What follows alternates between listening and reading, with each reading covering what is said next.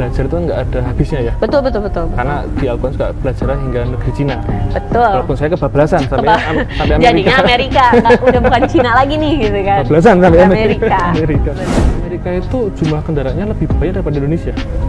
Oke. Tapi kenapa aspalnya masih bagus? Betul. Nah itu yang saya jadi saya di Amerika juga mengamati. Nah itu juga masukan untuk para mahasiswa. Kalau mau keluar negeri jangan cuma hanya mengejar nama besar. Amerika. Atau hanya mengejar nama besar Harvard, Stanford. Betul. MIT walaupun itu bagus. Betul. Tapi yang paling penting itu adalah ilmunya.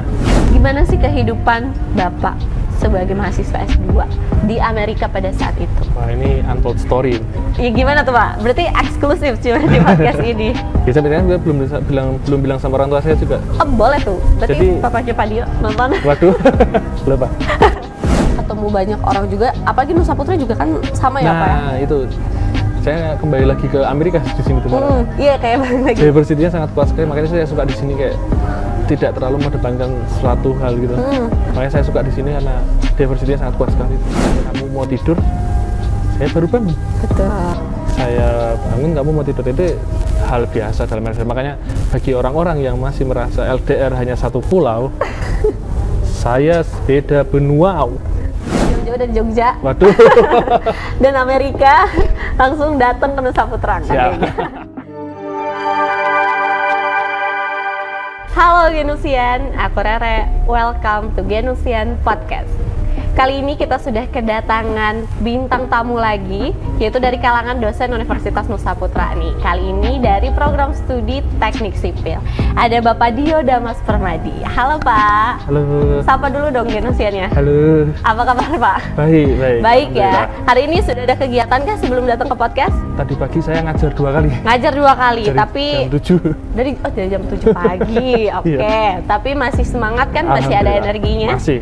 Nah, Genusian, Pak Dio ini merupakan dosen dari program studi Teknik Sipil. Udah berapa lama sih Pak ada di Nusa Putra? Saya itu bergabung di tanggal 1 April 2022. Tepat 1 April Benar. 2022. Berarti belum 1 tahun ya Pak? Belum, baru sekitar 8 bulan mungkin ya. Baru sekitar 8 bulan, tapi udah terkenal. Waduh, terima kasih. Sudah terkenal, Genusian, udah banyak yang tahu tentang Pak Dio ini karena salah satunya yang bikin menarik juga tentang pengalaman beliau, latar belakang pendidikannya yang keren banget, yang memotivasi banyak orang termasuk aku.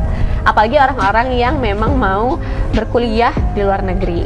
Harus banget tonton ini karena nanti akan ada tips and trick juga dari Pak Dio. Nah, tadi kan aku udah mention nih Pak tentang latar belakang pendidikan Bapak. Kita mau tarik mundur dulu ke belakang nih Pak. Bapak itu aslinya orang mana sih Pak?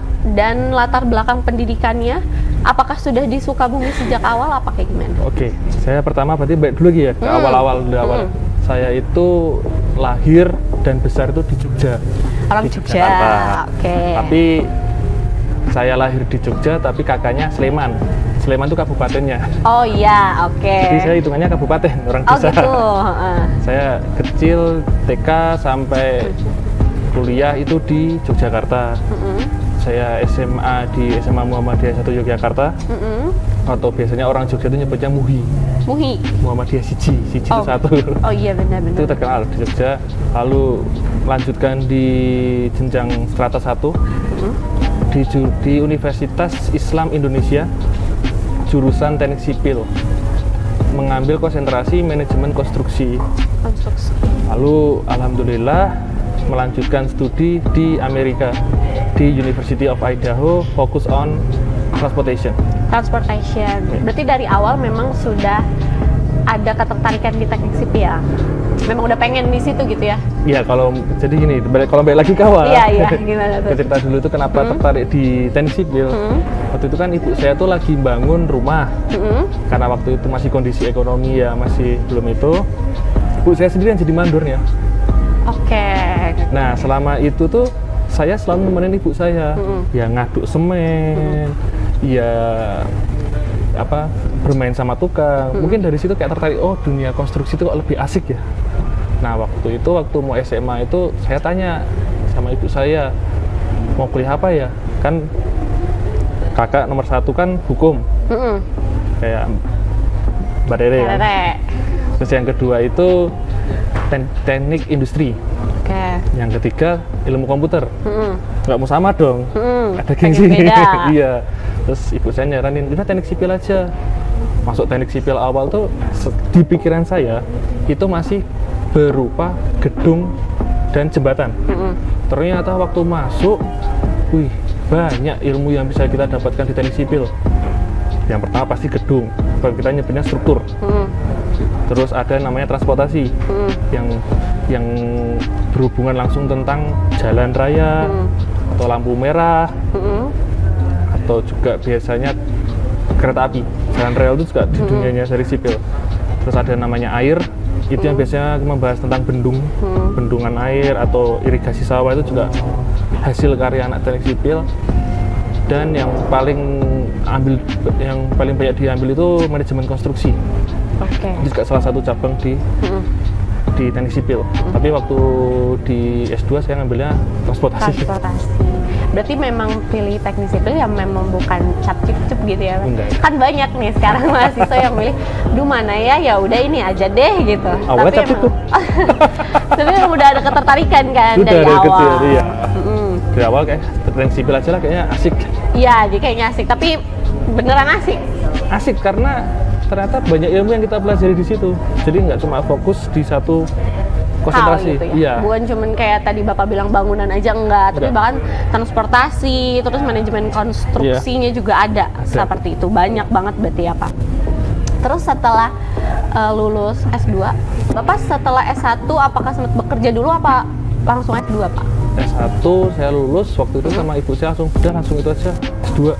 Langsung S2. Karena kata ibu, kalau kamu nanti kerja dulu takutnya udah jadi nggak mau S2. Karena udah enak di dunia kerja. Nah, itu yang ditemuin sama ibu saya. Akhirnya ya udah langsung aja ikut kakak. Kakak kan alhamdulillah kerja di Amerika. Udah, akhirnya saya ngikut kakak ke sana. Sempat 6 bulan itu kursus bahasa Inggris di sana. Kursus bahasa Inggris, terus akhirnya dapat itu kampus yang University of Idaho itu dipindah. Jadi awal datang di Boston, melanjutkan hidup di Idaho. Nanti kita akan bahas Pak masalah kehidupan di Amerika. Seorang Pak Dio itu seperti apa, termasuk pendidikan yang Bapak dapatkan di sana seperti kayak gimana gitu kan. Tapi aku mau tahu dulu, setelah lulus S2 ada pekerjaan lain kah selain sebelum memutuskan untuk bekerja sebagai dosen? Tiba-tiba jadi dosen di Universitas Nusa Putra yang notabene jauh dari tempat Bapak tinggal, dari Jogja ke Sukabumi. Oke, berarti balik lagi ke awal ya. Balik lagi kita. Dan balik lagi ketika saya itu masih di S2. Saya tuh waktu itu rencananya lulus S2 mau jadi praktisi di Amerika. Pengen kerja di Amerika. Tapi waktu itu saya mendapatkan ya alhamdulillah rezeki bisa bekerja bersama dosen. Ditawarin untuk menjadi asistennya. Ya melalui proses panjang itu akhirnya lolos sampai akhirnya ditunjuk untuk menjadi asisten research apa penelitian. Dari situ saya belajar untuk ternyata gini ya dunia akademis itu. Kita melakukan penelitian seperti ini. Terus saya juga ngeliat dosen saya waktu itu, ngajar kayaknya asik. Nah dari situ awal mulanya saya tertarik untuk menjadi dosen. Di dunia dosen. Karena saya waktu itu saya kan membahas topik tentang bagaimana menggunakan daur ulang aspal. Daur ulang aspal itu. Dari situ saya juga menemukan sebuah pengalaman baru kayak, ternyata jadi dosen itu juga bisa jadi peneliti. Dan itu melakukan sebuah inovasi yang baru di dunia konstruksi. Makanya waktu itu saya kayaknya asik nih jadi dosen dan jadi peneliti di waktu yang bersamaan. Ya udah kayaknya rezekinya jadi dosen. Sebenarnya juga itu juga karena bapak saya.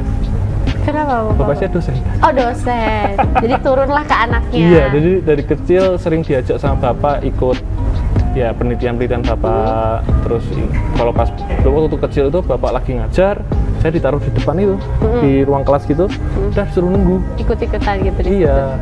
Terus kalau bapak saya lagi ngerjain ngoreksi mahasiswa, ngikut di sebelahnya sosokan kayak ngerjain PR aja.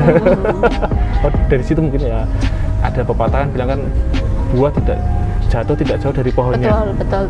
Mungkin dari situ juga saya tertarik jadi dosen. Jadi ya jadi teknik sipil karena ibu saya, menjadi dosen karena adil. Iya. Adil ya Pak.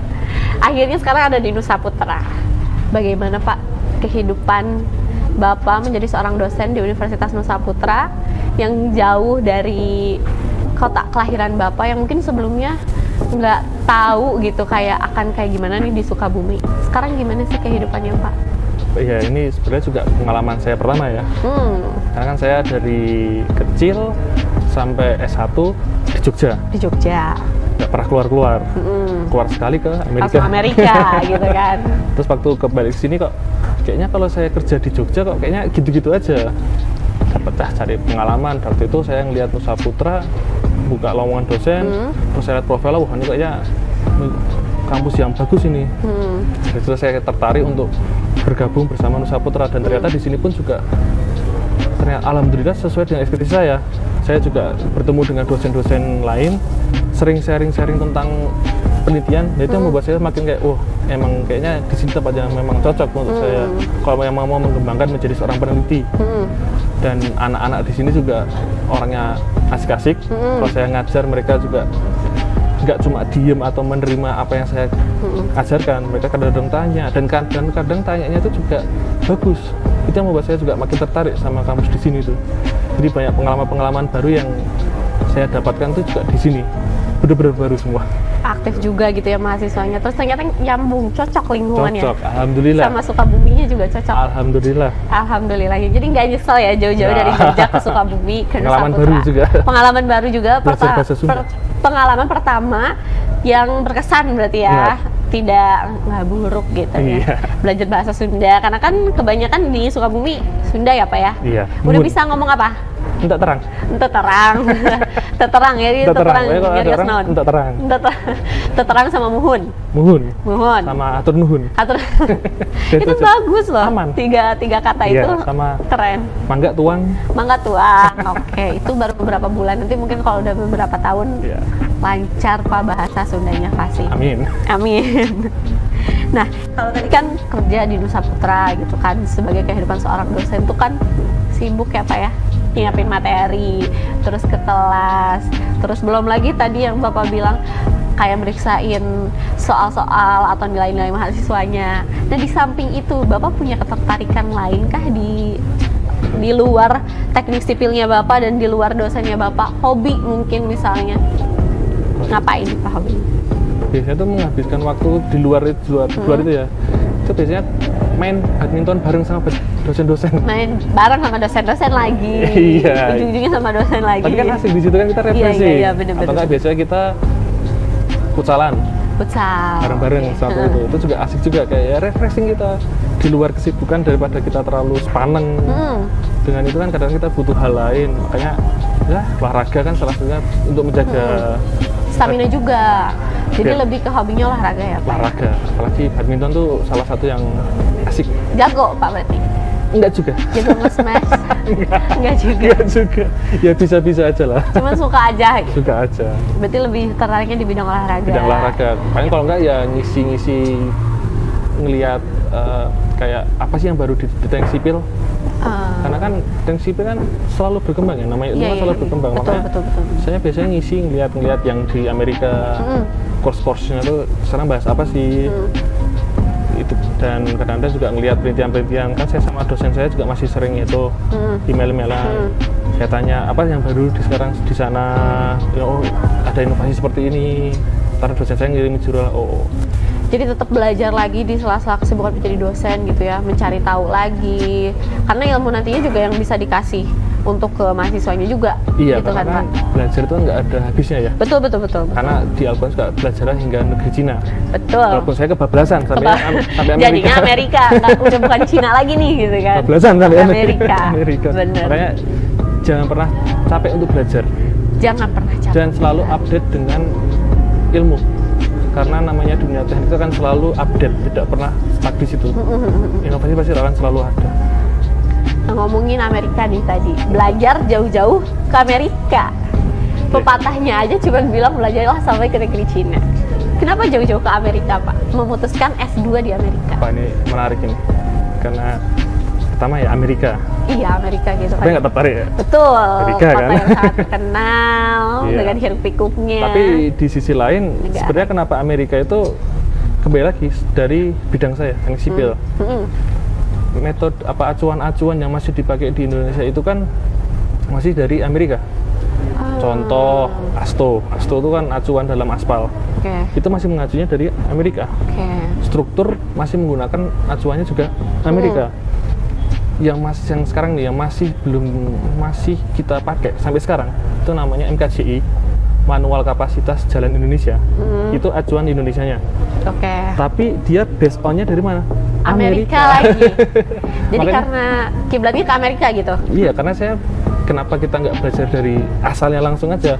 Walaupun kalau rekayasa lalu lintas itu bagusnya di Leeds, Oke. Inggris. Heeh.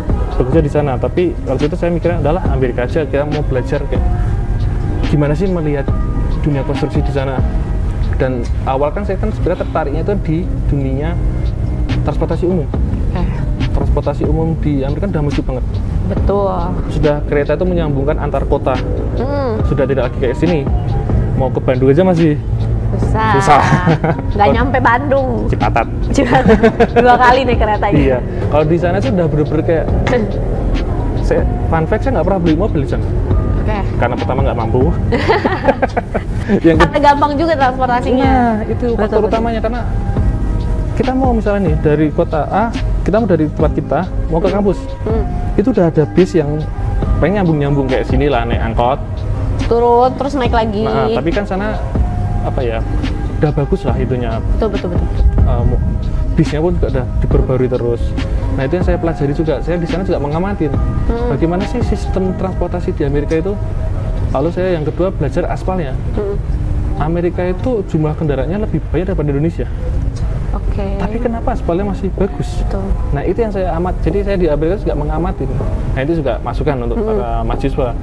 Kalau mau keluar negeri jangan cuma hanya mengejar nama besar Amerika atau hanya mengejar nama besar Harvard, Stanford, Betul. MIT, walaupun itu bagus. Betul. Tapi yang paling penting itu adalah ilmunya. Ambil ilmunya yang sebesar-besarnya.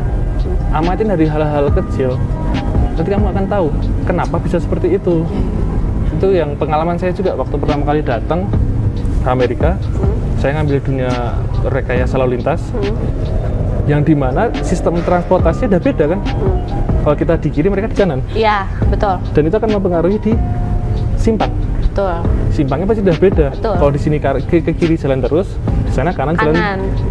Nah, di situ simple waktu itu saya tanya sama dosen saya, Pak, saya bingung Pak. Bingung kenapa? Ini kan transportasinya beda simpangnya Pak. Kalau di Indonesia itu kan kita kiri, sini kanan. Jawaban dia cuma simpel, duduk di simpang. Amatin aja. Dari hal kecil itu kamu akan tahu bagaimana sistem transportasinya, gimana rekayasanya mereka melakukan manajemennya. Jadi amatinlah dari hal kecil, jangan terlalu muluk-muluk. Dari hal kecil itu kamu akan tahu. Oh, dari situ saya praktekin dan oh gini ya maksud saya dosen saya. Kayak selalu mengambil dari hal kecil dulu aja untuk menjadi hal besar. Betul. Jadi apa yang kita butuhin gitu ya Pak, jangan ngejar nama besar entah kampusnya atau misalkan negaranya gitu kan. Tapi emang kita butuh nggak sih sebenarnya itu gitu itu ya, yang kita butuhkan. Nah tadi kan Amerika kan udah disebut-sebut banget kalau itu negara yang besar. Siapa sih gitu kan yang nggak pengen tinggal di Amerika gitu kan, dengan kemajuannya, kemewahannya. Waduh, iya sih. Iya kan Pak, Iya, Amerika. hedonnya. Betul, hedonismenya Amerika gitu kan. Kemajuannya, segala teknologinya yang udah menjadi impian banget nih mungkin kan. Apalagi untuk mahasiswa, orang-orang ABG, muda-mudi gitu kan, kalau dengar Amerika tuh. Gimana sih kehidupan Bapak sebagai mahasiswa S2 di Amerika pada saat itu? Wah, ini untold story. Ya gimana tuh Pak? Berarti eksklusif cuma di podcast ini. Ya sampai sekarang gue belum bilang sama orang tua saya juga. Oh, boleh tuh. Berarti Jadi- papanya Pak Dio nonton. Waduh, lupa. Jadi saya itu hidup di Amerika itu jauh dari kata-kata hedon, Oke. malah dari kata-kata prihatin. Oke. Karena jelas uang dari kita lihat dari mata uang sudah beda. Betul. Sana lebih jauh lebih tinggi, Betul. apa-apa lebih mahal. Air putih aja di sini mungkin harga 5.000 kan. Di sana 30.000, 40.000. Hanya air putih. $2 ya Pak ya. Iya. Nah, disitulah makanya saya kehidupan saya di sana lebih kayak prihatin. Saya struggle di sana. Jadi gimana caranya saya hidup dengan yang ada. Oke. Terus akhirnya saya sampai pernah kerja menjadi cuci piring di kantin kampus. Di kantin kampus. Di kantin kampus. Jadi di kantin kampus emang menyiapkan untuk part-timean student. Oke. Jadi mereka boleh kerja di sana as a part time, bukan full time. Iya. Jadi saya pagi kampus, siang ngerjain tugas, malam kerja, cuci piring, closing. Tapi itu hanya bertahan sampai satu semester. Semester berikutnya, alhamdulillah ya tadi kerja sama profesor, Oh iya. sama dosen saya. Jadi ya kehidupan saya lebih banyak diisi kerja. Kuliah. Sampai waktu summer itu liburan, harusnya kan pulang. Tapi kan waktu itu kan COVID awal-awal. Merasakan ya Bapak COVID di sana? Wah, pernah dengerin Amerika yang COVID tertinggi? Iya, betul. Nah, Betul, yang benar-benar full lockdown ya Pak kalau nggak salah. itu full lockdown dan hampir berapa menit itu ambulan lewat. Oke. Itu udah isinya cuma ya orang meninggal waktu itu. Tapi kan untung saya di kota kecil. Ya. Jadi tidak sebesar yang terjadi kayak di kota kayak New York, LA gitu. Kalau LA parah itu udah chaos kalau itu. Tapi balik lagi kan kehidupan tuh, biasanya mengisi karena saya di sini balik lagi saya hanya mengejar ilmu, bukan mengejar hedonismenya. Jadi saya mengisinya dengan kerja tadi sebagai peneliti, pulang harus mengerjakan tugas. Kalau tadi di summer, full summer itu saya habiskan hanya untuk kerja. Jauh dari kata-kata hingar-bingar yang ya banyaklah orang ngelihat Amerika tuh pasti kan pesta dan pesta. Iya, betul. Itu udah bukan. Ternyata nggak seperti itu ya Pak ya akhirnya. Seperti itu. Seperti itu memang kalau untuk orang-orang yang di sana. Orang lokalnya. Gitu kan. Tapi kalau untuk orang internasional enggak. Mereka emang di situ selalu berpikir bahwa aku di sini untuk sekolah. Ya. Nah itu yang saya belajar di sana. Saya di sini untuk sekolah, jadi ya fokus dari awalmu sana mau ngapain. Fokus sama tujuan ini. Fokus sama tujuan. Kamu dapat ilmunya, kamu dapat pengalamannya. Itu yang pelajaran yang saya dapat dari kehidupan di Amerika. Selalu fokus dengan apa yang kamu inginkan. Jangan tergoda sama kanan kiri. Karena ya kita kanan kirinya. Bener. Tadi kan Bapak bahas struggle nih Pak sampai kerja part time juga di sana. Ada nggak sih Pak kejadian yang keinget banget gitu sampai sekarang selama di Amerika? Oh iya, itu pernah waktu saya kerja part time. Kerja part time itu harus bersihin tempat makannya, tempat itu apa kayak istilahnya tuh tempat sisa-sisa makanan. Oke. Dan itu baunya minta ampun. Itu harus dibersihin, kalau nggak dibersihin dimarahin sama bos. Iya. Jadi ya nahan, bener-bener nahan sampai harus bersihin itu ya ampun. Kalau diinget lagi tuh kayak ya ngus-ngus. Nggak kebayang sebelumnya bakal bisa ngelakuin hal-hal kayak gitu ya, Tapi kalau bukan karena ini. untungnya teman kerja di sana asik-asik. Oke. Jadi ya udah sambil kita nikmatin aja, kadang-kadang sambil bercanda-bercanda. Jangan dibikin susah lah. Pengalaman ya Pak ya. Iya, pengalaman Kapan itu. lagi kan kayak gitu. Dan itu pengalaman nggak enak saya di Amerika itu adalah harus membersihkan tempat makan tuh kayak aduh. Dan Amerika itu kan orangnya mereka nggak habis ya nggak habis. Udah gitu. Maksudnya ada mubazir. Iya. Sana nggak mengambil mubazir. Iya. Jadi kalau mereka nggak doyan udah langsung dibuang aja.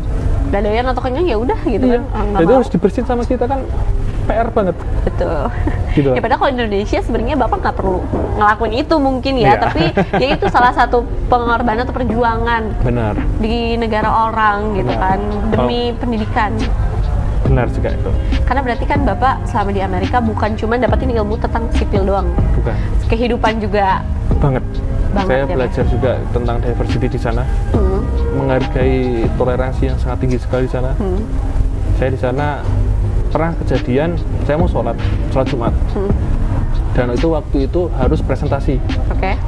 Saya izin sama dosennya kan, Pak saya harus sholat. Langsung disilakan, tanpa melarang atau apa, silakan itu hakmu, langsung aja. Dari situ saya belajar, oh walaupun kita di negara kita menjadi minoritas, Iya. tapi kita tetap dimanusiakan di sana tanpa membeda-bedakan kamu itu rasnya apa, kamu itu dari mana, enggak. Silakan kalau Muslim. Toleransinya nggak tinggi ya. Tinggi sekali, saya benar-benar belajar di situ toleransinya tinggi. Juga misalnya saya mau makan, kan saya nggak makan babi ya, teman saya ada satu orang nggak tahu kan, dikasih itu satu daging full kaki babi, Oke. langsung kenyang kan saya. Tapi mereka tahu, oh jangan kasih ke dia, Oke. disingkirin sama dia kasih yang bisa yang saya makan aja. Itu salah satu toleransi ya. Dari hal kecil pun juga kita bisa belajar bahwa Iya, benar. kadang-kadang kita tuh merasa kecil di tempat lain.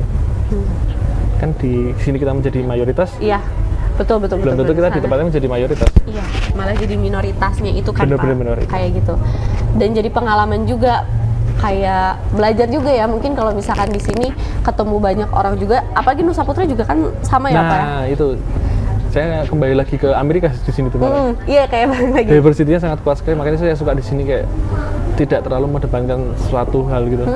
Makanya saya suka di sini karena diversity-nya sangat kuat sekali itu. Iya, jangankan dengan teman-teman dari internasional, tapi kayak dari berbagai suku bangsa Indonesia juga kan banyak di sini. Jadi kayak nostalgia di Amerika lagi banyak. Kembali gitu lagi ya. Diversity, multikulturalnya juga kayak gitu. Ngomong-ngomong masalah kehidupan nih Pak, banyak kan mendapatkan pelajaran kehidupan juga di Amerika. Apakah mengenai kehidupan pribadi Bapak soal pasangan? Waduh. Apakah semantap dan sesukses pendidikannya kah? Atau gimana? Iya. Ya, Ya namanya hubungan LDR ya. berarti sempat LDR Pak ngerasain? Saya kan pergi ke Amerika itu tahun 2018 awal. Dan itu masih sempat LDR selama 4 tahun sampai saya pulang 2021. Itu LDR dan ya itu kembali lagi, kamu mau tidur, saya baru bangun. Betul. Saya bangun, kamu mau tidur, itu hal biasa dalam LDR. Makanya bagi orang-orang yang masih merasa LDR hanya satu pulau, saya beda benua.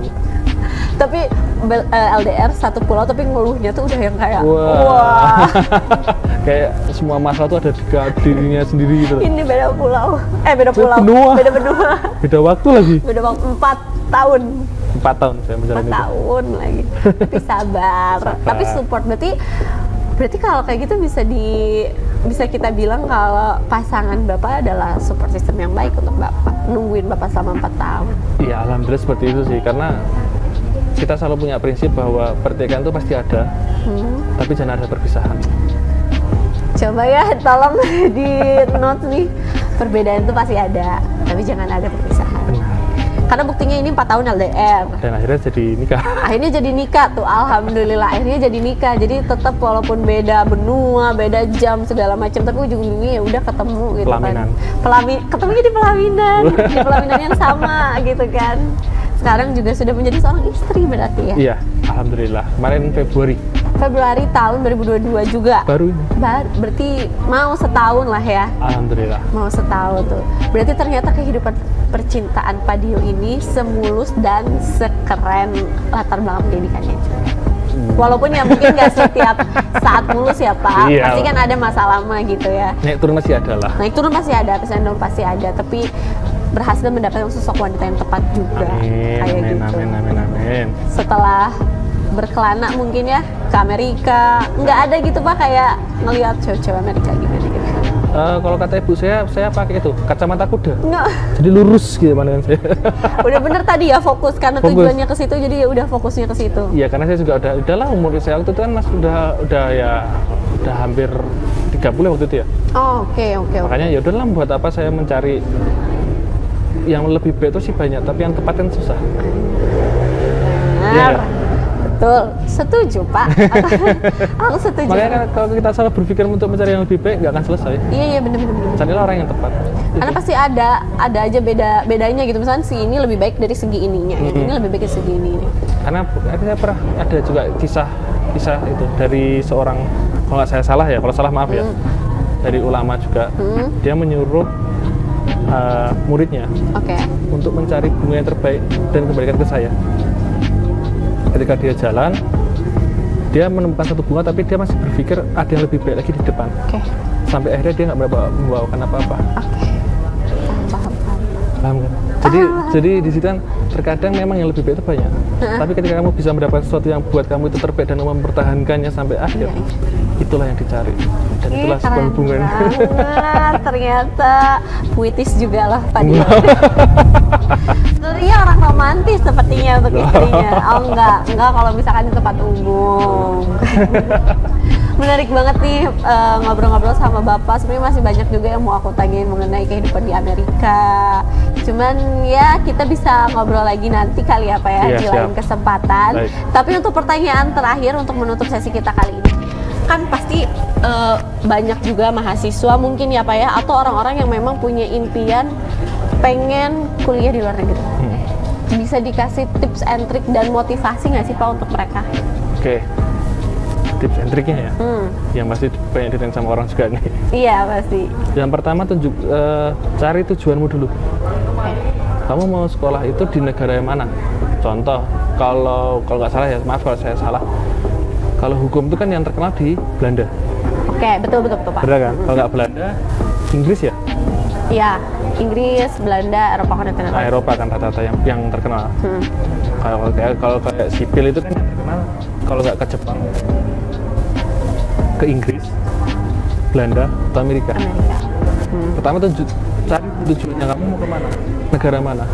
Dari situ baru kamu harus benar-benar menguasai pasti bahasa. Iya, betul. Pasti kan bahasa menjadi sebuah kendala. Makanya kuasai bahasa itu dengan baik. Kalau bisa tuh benar-benar kamu sampai istilah tuh menguasai banget. Tapi ya kadang-kadang harus dipaksa dulu baru bisa. Iya benar-benar kayak kalau misalkan nggak belajar ke luar negeri ya kayaknya nggak akan belajar bahasa Inggris deh gitu ya. Iya, makanya pertama cari dulu negara yang pengen kamu tuju. Karena itu pasti sesuai dengan bidang, sesuaikan dengan bidang. Jangan sampai kamu sekolah di mana tapi tidak sesuai dengan keahliannya. Karena jadinya kayak ya sia-sia. Yang kedua, kuasai bahasa. Itu penting sekali. Karena itu pasti kan semua sih membutuhkan untuk menguasai bahasa itu. Bahasa negara tersebut. Kalau misalnya di Belanda ya, kalau Belanda kan ada bahasa Inggris ya, tapi kalau Jepang setidaknya bisa bahasa Jepang. Lalu yang itu adalah pelajari itunya, kulturnya dulu. Karena shock culture tuh juga sebagai kendala sebenarnya. Kayak kamu harus pelajari, kamu bertahu dulu kulturnya sana seperti apa. Jangan sampai ketika kamu sampai sana, kamu shock culture, akhirnya malah membuat kamu menjadi down. Dan jadi nggak semangat lagi kuliah. Jangan sampai, makanya pelajari dulu itunya, culture-nya. Yang terakhir itu yang paling utama adalah kalau bisa beasiswa.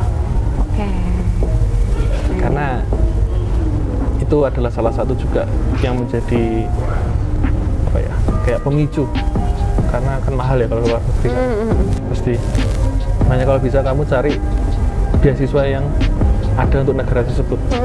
Kayak kalau Jepang kan banyak tuh beasiswa yang buat mahasiswa. Amerika pun juga banyak sebenarnya. Kalau kita mau mencari. Iya. Dan kalau Indonesia pasti orang Indonesia semua mengincarnya LPDP. Iya, betul. Tapi nggak cuma di LPDP, banyak beasiswa lainnya. Makanya itu triksnya, selalu pelajari dulu kamu mau ke negara mana.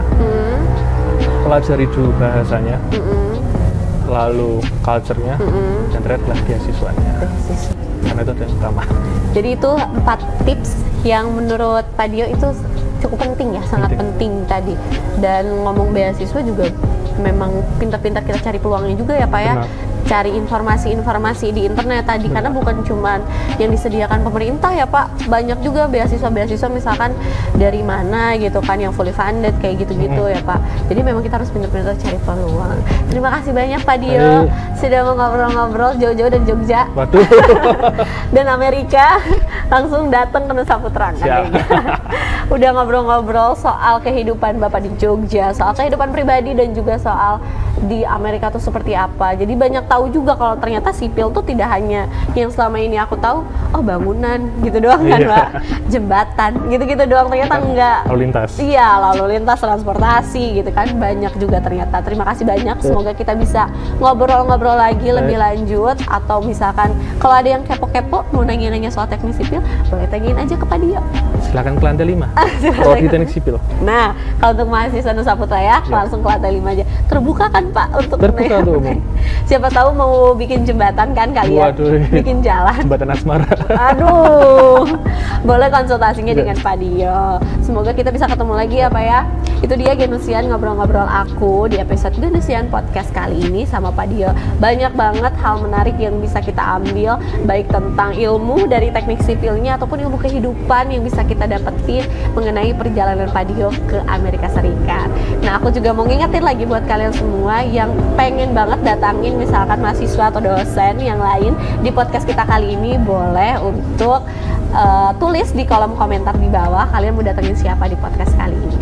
Kalau gitu aku Rere pamit dan juga Bapak Dio pamit. Sampai ketemu di next episode. Bye bye.